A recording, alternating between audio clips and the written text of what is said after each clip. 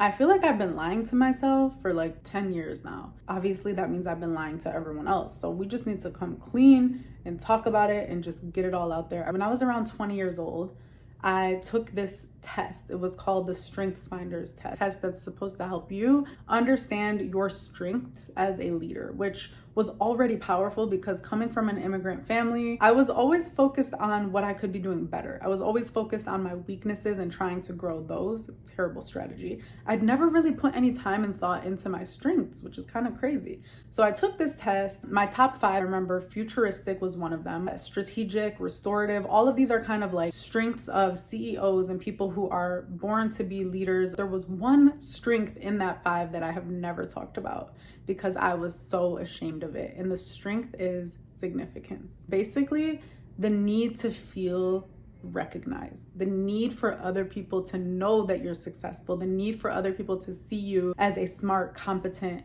just bossy person, right? And it really bothered me. I remember reading it and feeling a little bit torn about the fact that that had showed up in my strengths. And to make matters worse, when I attended a workshop a couple of years later, when I was starting my teaching journey in Teach for America, we had another person kind of leading us through a workshop on Strengths Finders.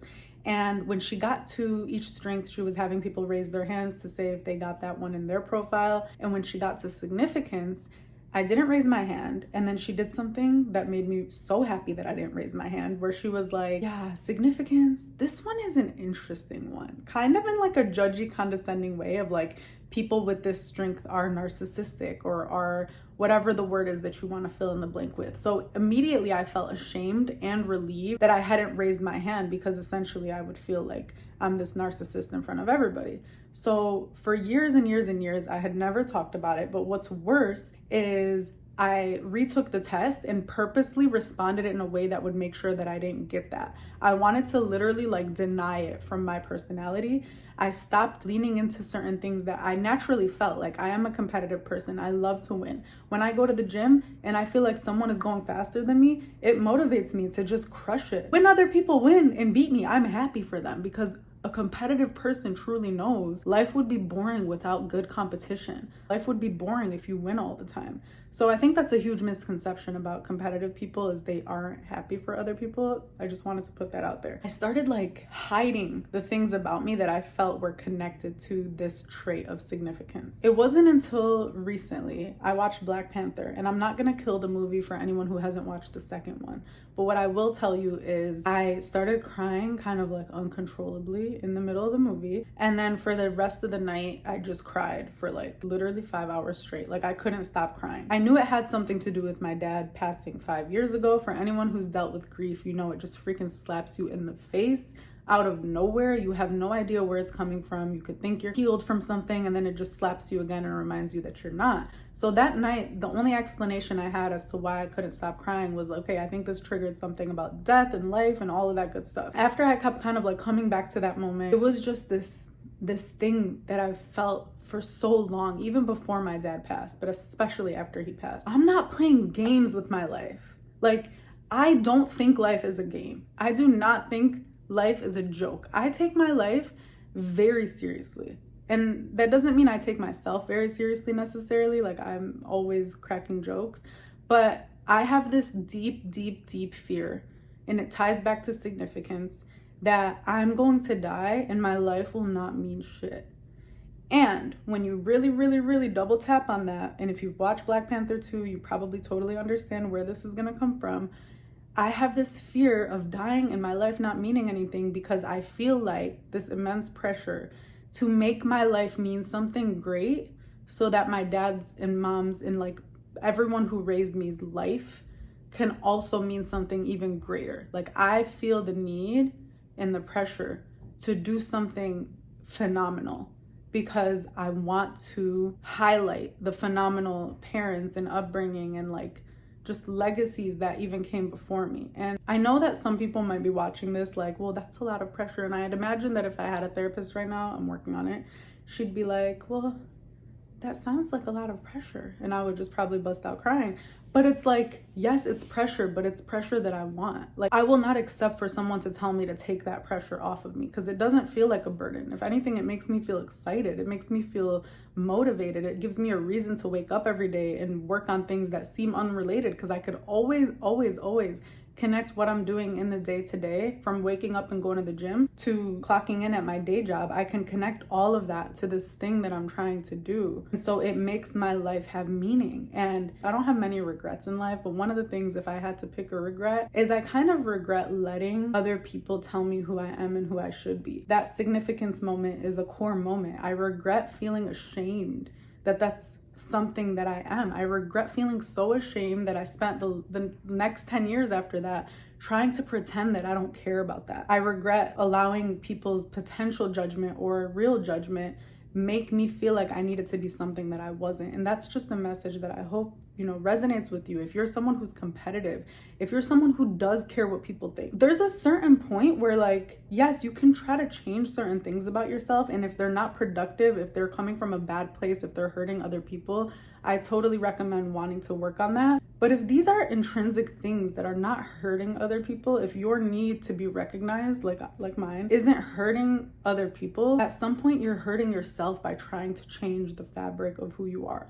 And at some point, it is a smarter strategy for you to lean into your strength, because it is a strength that you've been given by God, and use that for good. So if the worst thing I ever do in life is try to create a life of so much meaning that everyone knows my name, then who the hell, who cares? Like, seriously? So people will say, you shouldn't really care what people think. Okay, well, I do care what people think. And what's even better than that is I care what the right people think. That motivates me. I care about that, and that motivates me. So you mean to tell me that I should stop using what motivates me if it's pushing me to do something good just because you think I shouldn't care about that? So I should stop trying to live a life intentionally day to day to day. Yes, to make God proud, of course. First and foremost, to make God proud, to make myself proud. But like, if I want to make other people proud, that's fine too. I have God, so I'm not going to be focusing on the wrong people. I'm not going to be focusing on doing the wrong thing to make people know my name, right?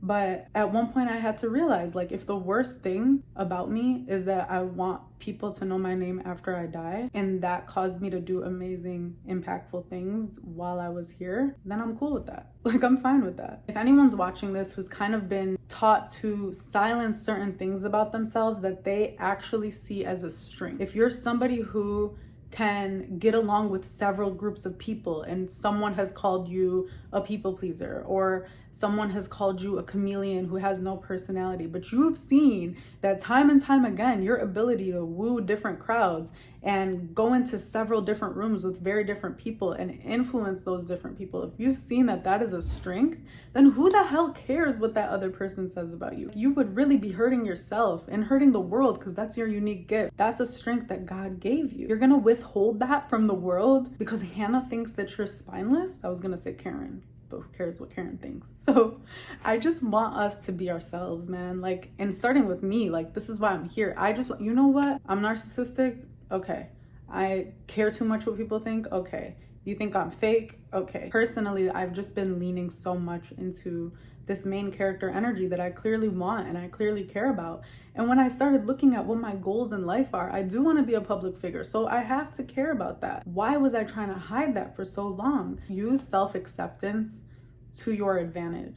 Look at your strengths. Take StrengthsFinder. I highly recommend that. I think it's such a great tool.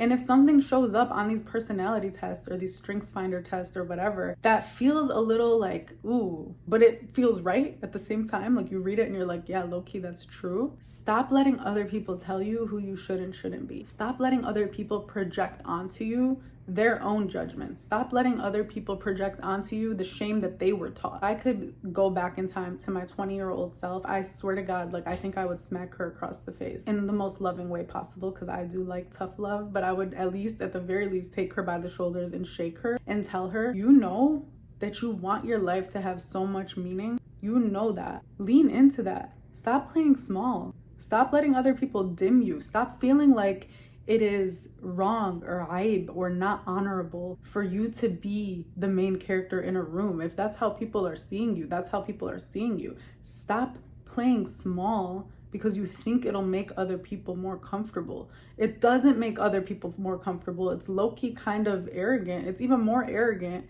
in my opinion, to play small because you think someone's going to be intimidated by you than to just be yourself and be authentic and get that attention if that's what you're getting. The more arrogant thing is to assume how you're going to be making other people feel, because you don't know how other people feel. You might actually be inspiring somebody in that room.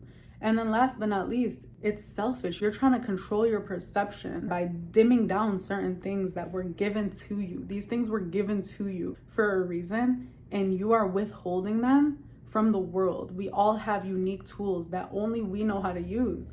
And just because someone thinks that that's a tool that you're not supposed to have does not mean that you don't have the responsibility to learn how to use it and use it for good. So that's something I want to leave you with. You have tools. Yes, you have very unique tools that I could never understand, that I would never know how to use. And because some of us are insecure, we might look at that person's toolbox and be like, well, I don't have that, so they really shouldn't be using that. That's an unfair advantage, or that's the easy way out. People are going to judge you because their toolkits look differently, or because their toolkits look exactly the same and they haven't learned how to use theirs yet. So how dare you learn how to use it, because that's going to make them feel ashamed for not doing that same exact thing. I love you so much. I want you to step into your power. You have it like right here. You don't need to go out and get it from anywhere else. It's literally like right here.